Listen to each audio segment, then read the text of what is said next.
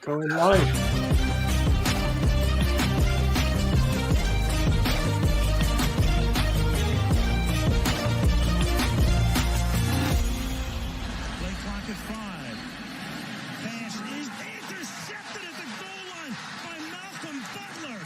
To White. He's in! Patriots win the Super Bowl! Welcome to Patriots Touchback Podcast. Hello, and welcome to a new edition of the Patriots Touchback Podcast. I'm Nick. I've got DJ with me tonight. And if you were here last night watching our Free Agency 1 show, thank you very much. Today is day 2. Now, we'd love to sit here and tell you that the Patriots have signed this, signed that, and we're rocking and rolling, but it's been a quiet day. DJ, how's your day been? Yeah, I've actually got like 80% still of battery on my phone, so that's a bonus, because yesterday it was drained out by the end of today. But yeah, it was definitely a mental what they call tampering day, or whatever you want to call it. 'Cause it's not even official yet. I think the official date's tomorrow, when they can actually like physically sign the contracts. So yeah, it's a bit of quiet day today. Fair enough. I managed to catch the show today, so I thought you guys, yourself and Kieran and Carl did a fantastic job. There was a lot going on, so well done on that. Right, so for those that didn't watch yesterday, we'll just give you a quick recap. Off the bat, there were many defensive signings. There wasn't much. There certainly wasn't anything offense while you guys were on. We'll get into that since. But I suppose the biggest one of the day was Milton Williams from the Eagles, Super Bowl winner. 3 year, $26 million per year, 5 sacks, 7 tackles, and 10 QB hits last year. Fantastic signing, I reckon. Number one defensive tackle, certainly helps cover when Barmore's fitness is questionable. So nothing but good news with that one. I think we was kind of aggressive as well, in the sense that he was signing for the Panthers, and I think I'd read a tweet today said that the Cardinals were also there and in and about, but we were just like adamant of getting this guy, and if we've overpaid him slightly more, then so be it. But it looked like Vrabel wanted this guy, or Wolf wanted this guy, and we've obviously gone in above and beyond and brought him back to New England. So I think it's a lot of in terms of contracts. I'm pretty sure it's one of the most expensive contracts Patriots have ever had to pay out in a free agency, which isn't the norm of what we kind of do. But then again, we're not in that Belichick era anymore, So at the end of the day, if we need to bring in caliber, we need to pay him. So yeah, I'm all for this signing. I think he'll make a great impact straight in. Obviously, with Barmore, we don't know what's going to happen with him in the sense of his health and etc. But can you just imagine those two as coming straight at you from day one? That's going to be mental. So, like I say, it's a great improvement straight away. Yeah, obviously he wasn't the only defensive tackle we took. Chris Tonga from the Arizona Cardinals joined the Patriots. A 1-year deal, $2.7 million. That sounds like a bargain. 22 tackles in 13 games last year. Now, he's a bit older. I think, is he 34? Tonga's right, 28. Well, it's just going to turn 29. 28. Yeah. Oh, I'm looking at somebody else. Sorry. So, again, I think he's another one, provides defensive cover in the middle of the field. So, and just a 1-year deal for 2.7. I think that's a bargain. I think it's more. Yeah, I think this is going to be a rotational guy. I do have the sense or the feeling that because we traded Gochar, was it Gochar? what his name is, the guy that went to the Godshaw. Saints in the 7th round. Yeah. Godshaw, yeah. Devin This Godshaw. guy probably will just Yeah. cover that basis and just have that extra man. This guy is huge. I mean, I watched a couple of highlights last night. He's like a Will Ford style guy, but Will Ford's not 100% more than what this guy can do, but he is that type of guy. Yeah. So yeah, like I say, it's just a nice little addition to the defensive tackle line there. He was good on a highlight package, mind you.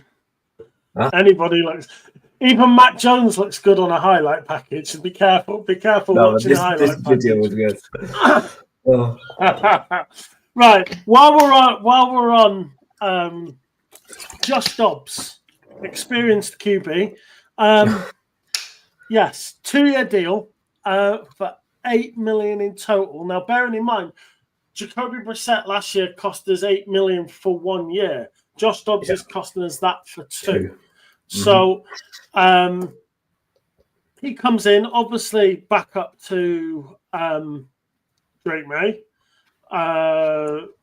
unless he's out designing space rockets or whatever, as I had to inform you.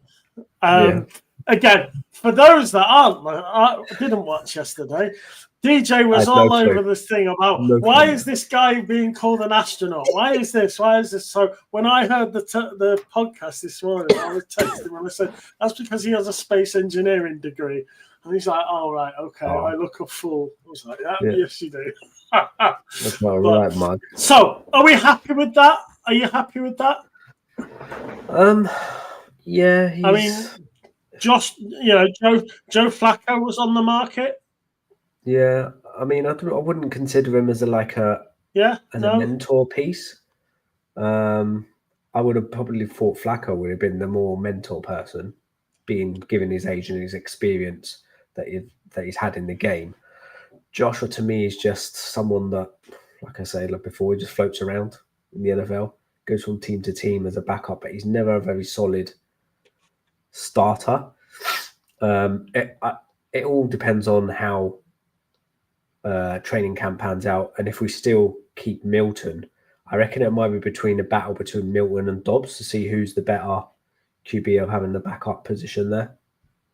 But like you say, a 2-year deal for $8 million, and we paid Jacoby doubled that last year, so for a single year, so it's a no-brainer.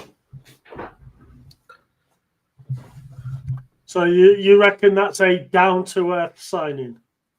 But just did that. Oh, right. Moving on. While we're still on the offensive side of the ball, Morgan Moses, offensive tackle. Now, he's a right tackle. He's not a left tackle. He's 34, so don't expect him to be playing every snap of every game. No. $28.5 million, of which 24 of that is guaranteed. 3-year deal for a 34-year-old. That's the sort of money you're having to pay to get people to. Yeah, but that is a typical deal of what you've had to pay over the odds to get a guy to come to you. Because that is not, for me, that is not a great market deal, in my opinion. I think we've paid probably too much for a 34-year-old. Probably slightly more, on the upside of cash side of things, yes. But I don't know if it's more of this experience, but like you say, I would think, yes, you'll slip him in at right tackle next to Onwenu, and it really solidifies that right hand side of the line. Mm-hmm. Back on the defensive side of the ball, Carlton Davis from Detroit, 3-year deal, $60 million, 34.5 of that is guaranteed. Carlton Davis said that when he went to Detroit last year, he felt he left money on the table. Given that kind of deal, he's taken every single penny off the table that he could do, really. How did you see that one? I think this is the kind of guy that Vrabel and Wolf had from the get-go. They were going to go for him no matter what. He was probably one of the top 2 that they wanted to target. other than the other guy, Milton, he was probably this guy Davis is this probably the second one they wanted, and they've gone a kind of aggressive. They have, I think he did well in the sense that he left Buccaneers as a Super Bowl winner. He's gone to the Lions as a prove it deal, and he did prove it, and now he's like, well, I need to get paid now. Yeah. So I think it's a good combo 1-2 with Gonzalez on the other side of the field. I didn't expect them to go cornerback for free agency. I thought that because we've probably got Gonzalez to renew in the next couple of years, I didn't see the sense of why they wanted to put out a big contract like this. But we're now solidified in that position for the next 2 years. Maybe just get someone in the slot now or a nickel, which we're not convinced on who we're going to put there yet. If it's going to be Jonathan Jones, if he's going to stay or if he's going to go, we don't know that. But I could see someone maybe getting drafted maybe this year for that position as well. Yeah. Robert Spillane was another signing yesterday, linebacker from the Raiders. 3-year, $37.5 million deal, 20.6 of it guaranteed. He started all 17 games for the Raiders last year, playing in 98% of all their snaps. That is a man you want on the field. Mm-hmm. Yeah. He's not going to miss time.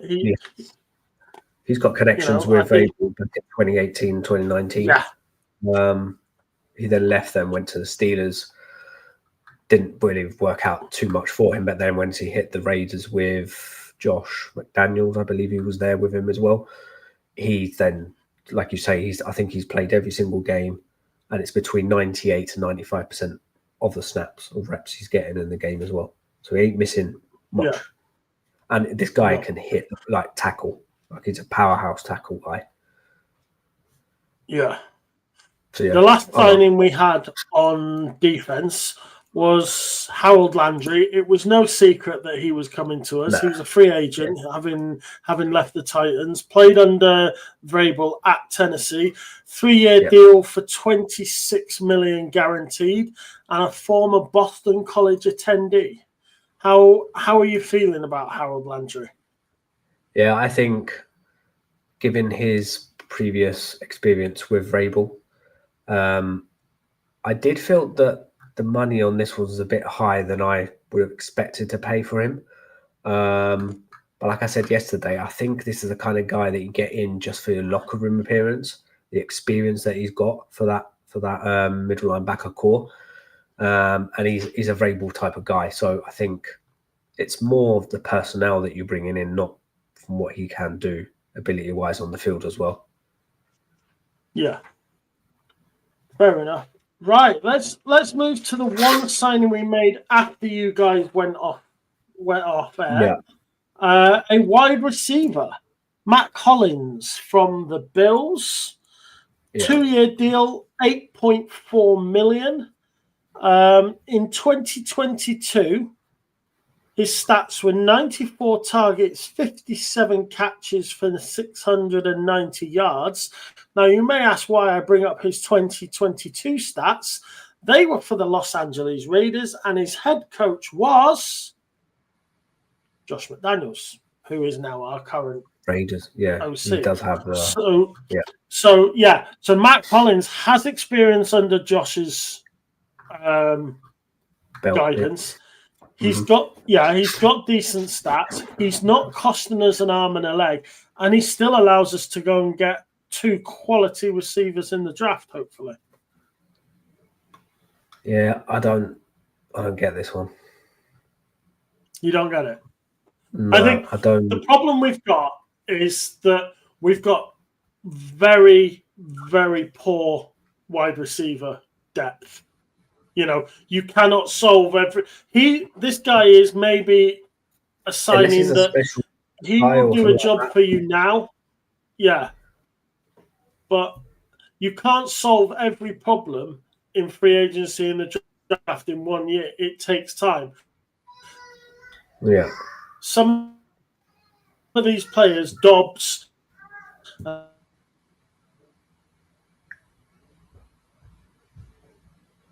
a bit, and sometimes you just have to take it as a short-term fix. You can't sign world beaters at every position in all in one draft. I look at him compared to some of our other our other wide receivers.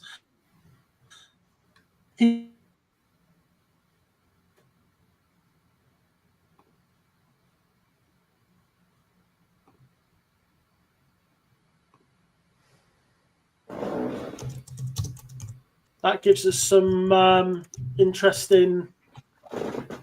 That gives us some interesting depth. Let's move on. As far as I'm aware, we haven't signed anybody since we've come online. I'm just double checking the feed now. No one else. No. So, right. So let's move into how these signings affect our roster.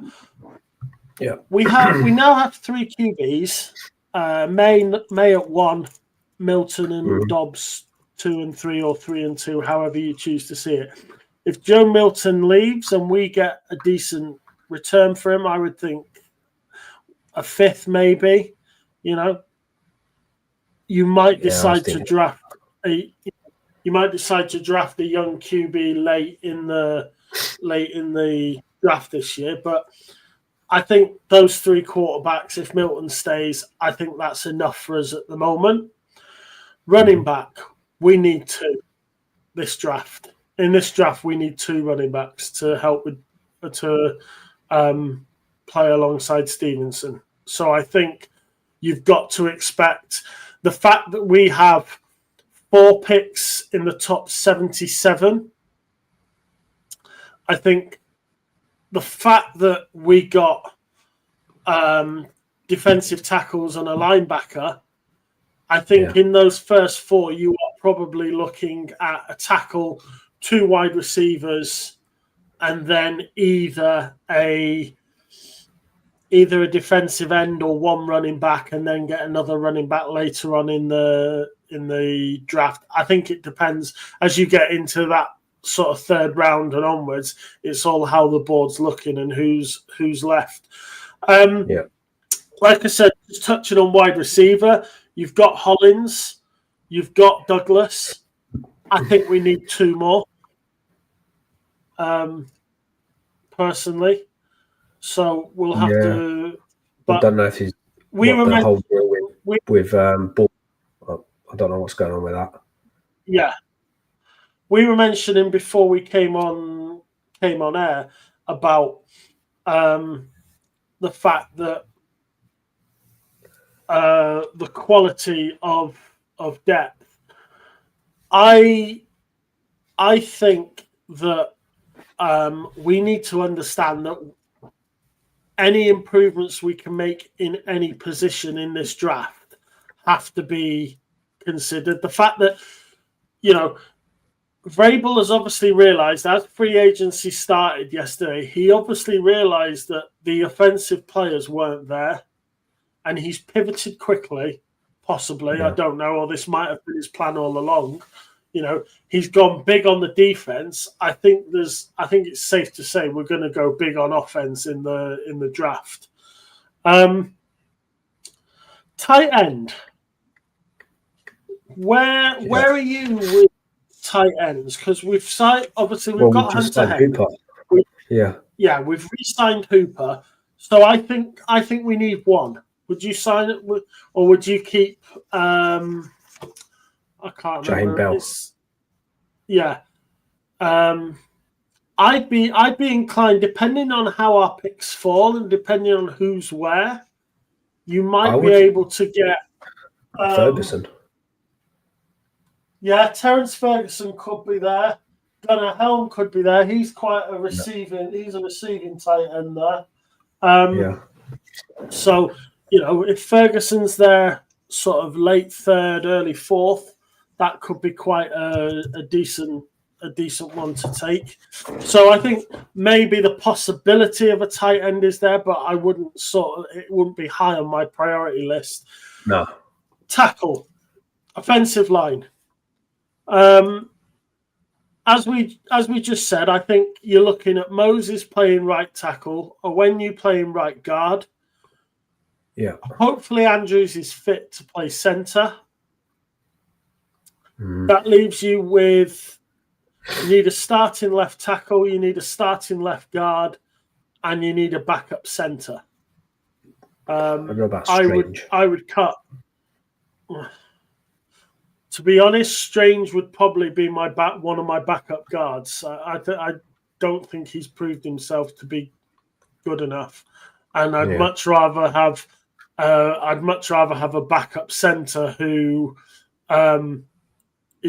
who has played their experience rather than Strange, who's being, shoehorned into that position.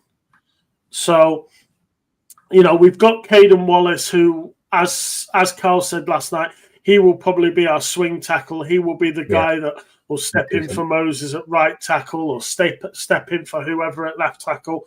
But I think it's safe to say we probably need at least one tackle and at least one guard. Would you agree to that? Yeah, I don't know what happened with Jake Andrews. I know he got injured, but he was quite a high prospect.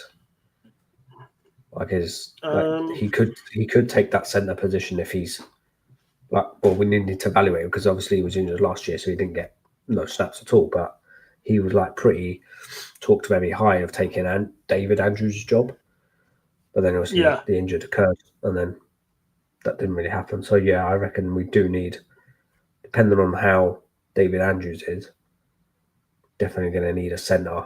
And like you say, the left tackle side is a must. I don't know what Cam Robinson's doing, or he's still asleep, but I don't know.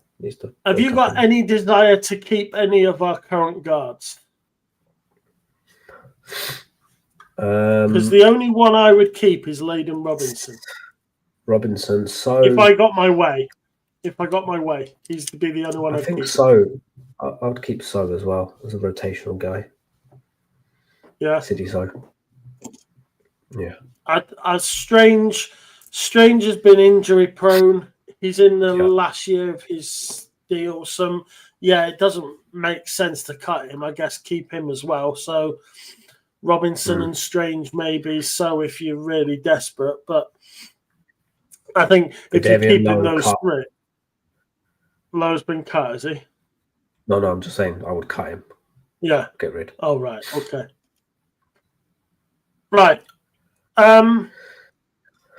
Moving on to the defensive side of the ball. At defensive end, we've now got Harold Landry and we've got Keon White. So I think there's the need for one more defensive end there. My issue is after the round 2 or after early round 2, the quality of edge defender drops off significantly. Now, if having just got Landry in, to get a edge at 2 in round 2 would be quite a bold move, considering how much you're paying Landry and you've got Keon White. I think to get an edge defender in round 2 seems a little silly. So you may be looking at someone like Ashton Gillette, who isn't as good, will probably still be around maybe round 4. He needs a lot of work, but as a third defensive end, he could get that. Moving on to defensive tackle, I had us down for 4. If you've got Williams, you've got Tonga, you've got Barmore, and I would keep Tharms because he's a restricted free agent and we've got exclusive rights on him. So he would be my 4th DT. Yeah. Going back to the edge, we haven't re-signed Wise. Yeah. He's free agent. He is a picture free agent, twice, yes, but there's and a he good was a reason he why was a he's a free agent. It's because he's shit. Just say it, just like that. Just like that. It is how it is. What about Jennings? Jennings, what is he a middle linebacker? Is he? I think he is. Well, Dietrich Wise is to the New England roster what Tottenham Hotspur are to the Premier League. Wow, exactly. Wow. Right, linebacker. Obviously, we've got Yep. Spillane. He would be your starter. You're probably wanting two backups. Two guys that can play and give him a break when he needs one. I would keep Tavai. He's already he's got a contract, so there's no point in Bentley as well. Come back. Getting him. You've got Bentley as well. I don't see the need to draft a linebacker desperately. I think Spillane has solved that problem. Ellis or tender deal or something like that. I don't believe he's a free agent, so we may have done. I think we picked him at some tender up. Moving on to corner, I had us down for 4. We've just signed Davis. We've got Gonzalez. Again, like with Farms, we've got restricted free agency exclusive rights on Alex Austin. Now he really sort of like impressed me the second half of last season. Even in a poor side, he had some bright moments. I'm not saying he's the world, he's going to be the world's best corner, but I think he has some potential to allow us some creativity. I would keep him. Yeah. So I think that leaves us needing one corner. Well, Marcus Jones is still there, but I don't know how they feel. And Jonathan Jones as well. Again, we don't know what's going on with Jonathan Jones him. is a free agent, isn't he? Yeah. I think they've said that he can go into the market. What about this Isaiah Bolden? He seems to have been coming. He was drafted last year, wasn't he? Or the year before. Just don't think he's good enough, though. He's all right for, like, rotation guy. I'm trying to look at how you improve the roster, not bringing back players that aren't good enough. Yeah, no. Well, you can probably draft someone. I just don't know how deep it is. That's what I'm saying. You go late. You go a lot later in the. I don't know.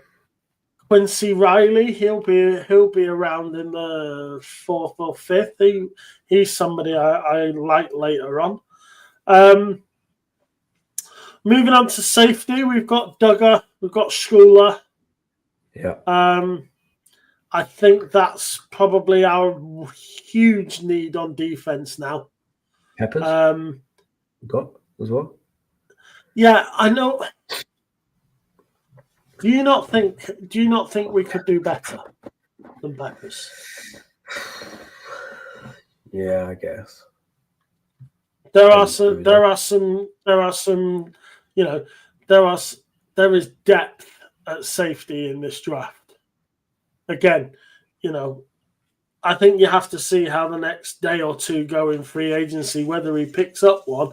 And I'm not saying spend 2 of your draft picks on safeties. You might have only spend 1, but I think Xavier Watts, I think really we do. I do indeed. I think again, how first round. Yeah, I think he'll be gone because I think first round you're talking a tackle, second round you're talking a wide receiver, third round you're talking a wide receiver, and then someone you've like got that Sanka, third round pick. Sanka will be around in day 3, I think. I've got him down for day 3. Yeah. Sebastian Castro, he might be available late on day 2. Oh, wow, I quite like him. He's got some speed on the ground. So there's certainly some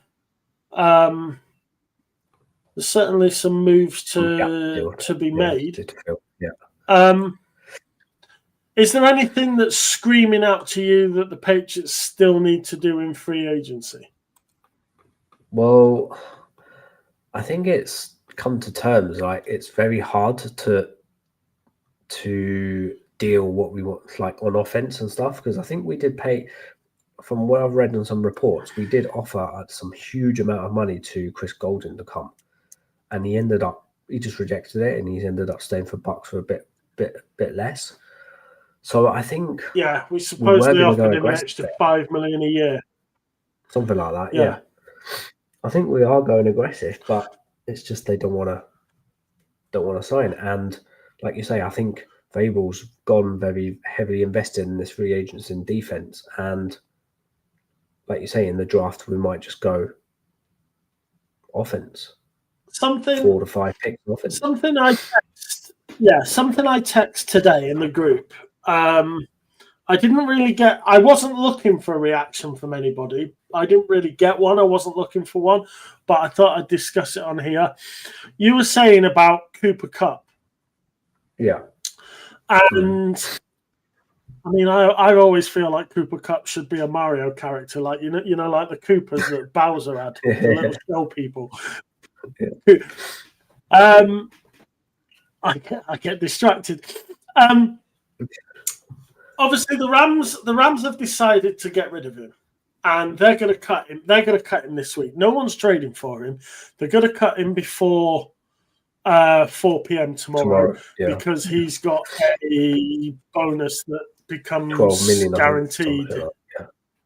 Something like that. I think 7 million of it becomes guaranteed tomorrow. So they will cut him.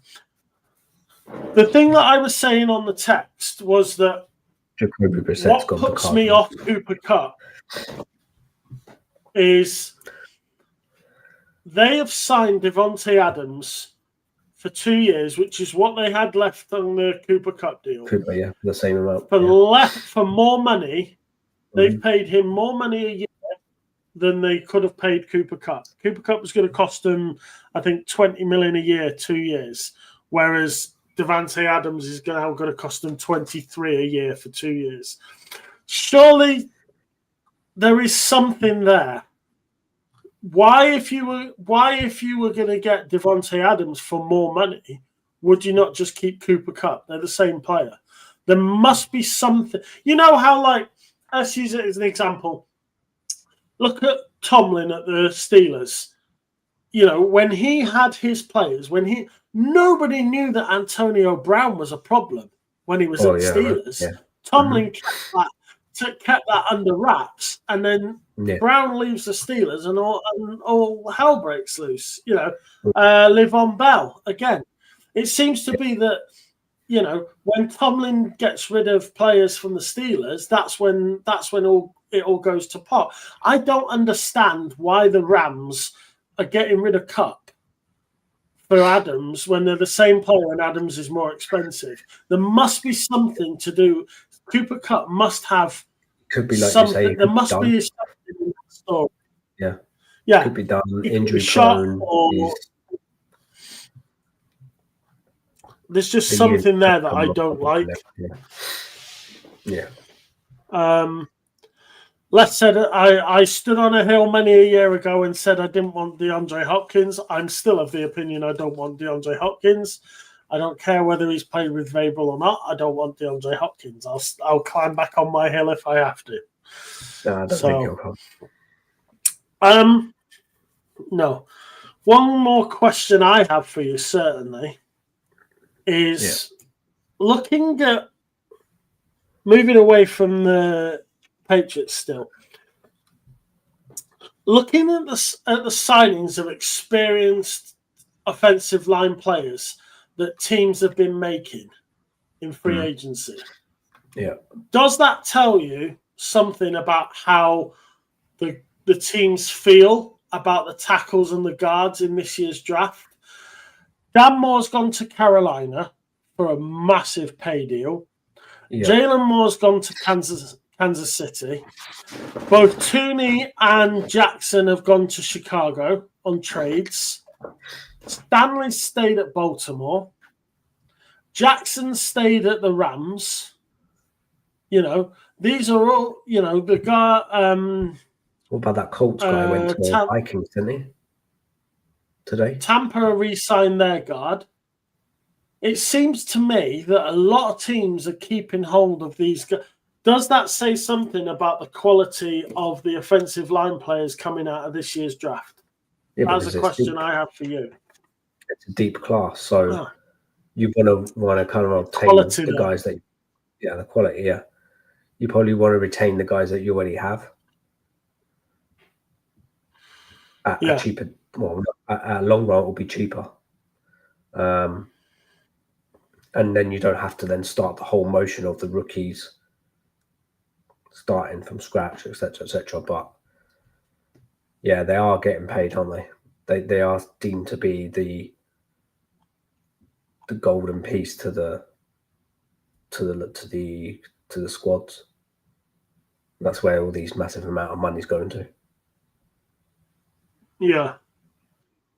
What does surprise me is how the Saints are still signing players left, right, and centre with no money. They've got minus 33 cap mil, and they've just signed 2 or 3 more players now. Do not get it. Kick cap dollars into kick the cap dollars into future years. I think a lot of them are all 1-year signings, though. They're all. Well, he's just announced that he's signed. They've just signed chief safety. Who's he? Reed? Yeah, Justin Reed. 3-year deal, 31 million. 22 of that million is guaranteed. Well, Honey Badger's gone. Money's coming from somewhere. Yeah. So.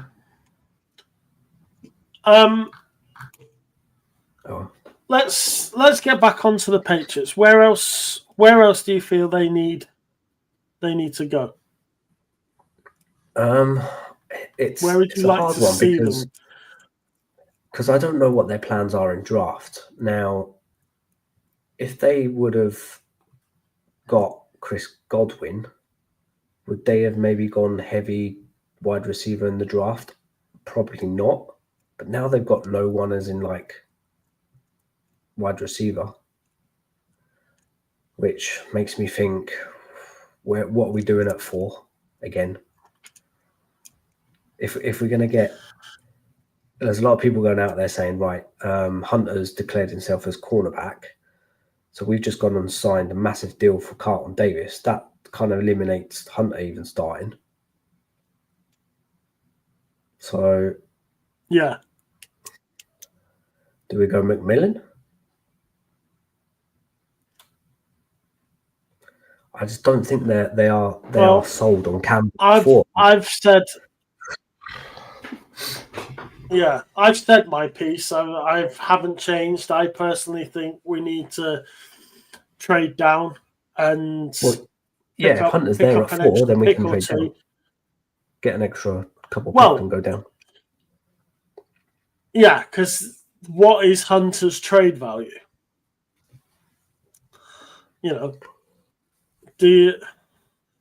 It's got to be a 1 and a couple Travis of 2s, Hunter is a generational talent. So how much?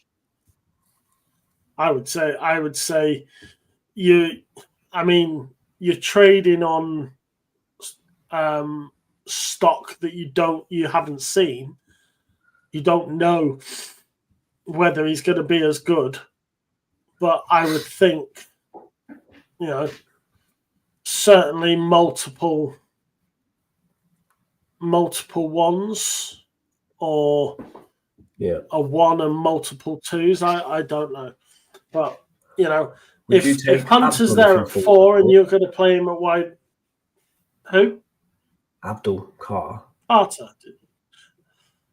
You've just signed Landry and you've got White. why would you get Carter?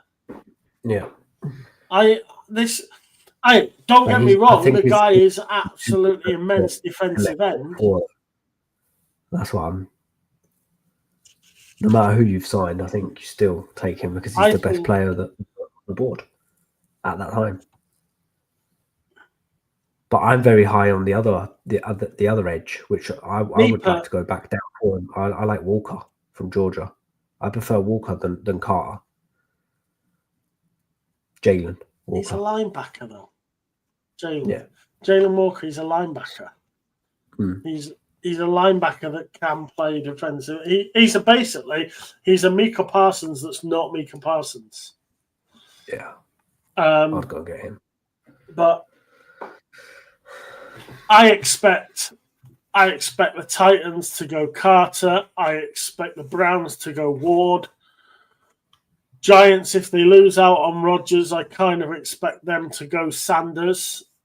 And that would leave Hunter at 4. Maybe you get lucky and Josh Connolly's still there at the beginning of the second. Certainly, Oriente Ursay will be there. If you choose to go for a wide receiver at the beginning of the second, then a tackle in the third, you're probably looking at Marcus Mbao. He would probably be the top one left. For someone else as well, picking up 4 and then coming back up on the first round for someone. I think it depends on who's left. Yeah, I think it depends on who's there. I think it's a draft to see what happens where and who's going. If, for example, we don't even have pro day, so we don't know. If Luther Burden or Matthew Golden have dropped into the mid to late 20s, I don't think they'll both drop. Burden's dropped into the mid 20s. You might be able to jump up and grab him. But yeah. Well, I guess we'll have to wait and see. Any other business from yourself? No. Nothing else. Just waiting to see what we kind of do now from now on. Obviously, tomorrow is the official free agency day. Yeah.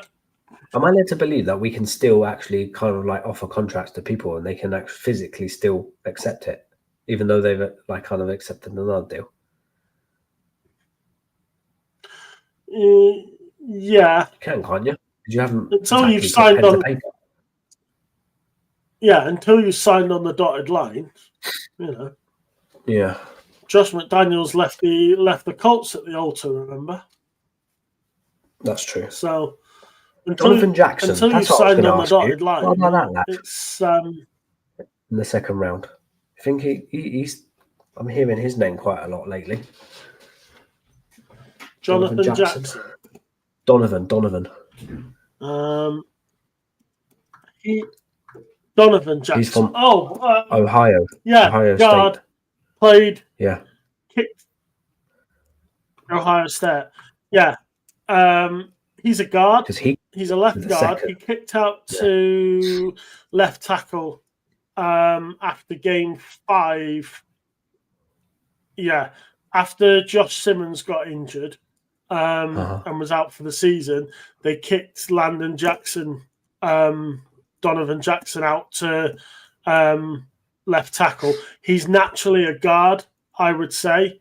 But yeah, he can play tackle, but his quality is at guard. I think he's a second round. I mean, I've got a day one grade on him. I've got a day one grade on him, but I don't think he'll get picked day one. I reckon day 2 early. So, but again, guard at the beginning of the second is not what you're going to pick. That's not where we're going. I think when you look at guards, you're talking Connor Colby, Joshua Gray. They're 2 in the late rounds that I really like. Center Jonah Monheim, Jake majors maybe. You know, these are the guys that late on in the draft should, in theory, still be there. I mean, I've got a real soft spot for Connor Colby. I really do like. You know, he can play left guard. He can play right guard. He's 6 foot. He's a 6 foot something monster, 300 and odd pounds, and you know, he's pretty hefty. He's got quick feet as well for a Who's that? For a big Josh guy. Connolly. So I'm Connor Colby from Iowa. He's a guard. He'll be a day 3 pick though. He's not going to be going anywhere fast. Yeah, because I can't see him on that. Well, we will leave it there. Yeah. Thank you. Keep an eye out wherever you get your news, whether it's on the cesspool that is X, formerly Twitter, or you know, or you follow the Blue Sky or whatever you want to do. Follow, you know, tomorrow is where it all becomes official and everybody can sign these contracts because it's so. Yeah. So, yeah, I don't think we've got another show planned tomorrow, but you never know. If something big happens, we might just throw an emergency pod together. But DJ, thank you for doubling up and doing no worries, mate. Double duty.